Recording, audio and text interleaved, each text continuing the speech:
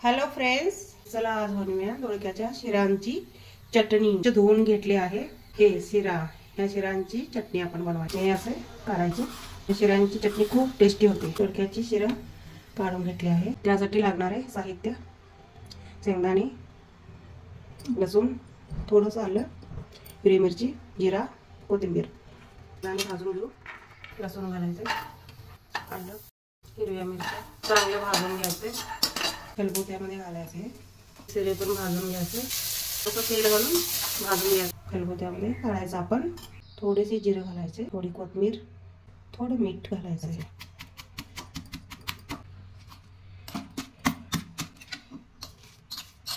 हे बघा, असं दरदरा आपण वाटून घ्यायचे. जास्त बारीक नाही करायचं, नाही टेस्ट नाही लागणार. माझ्या मुलग्यासाठी सकाळी पराठा केलं होतं, त्याच्यासोबत आपण खाऊ.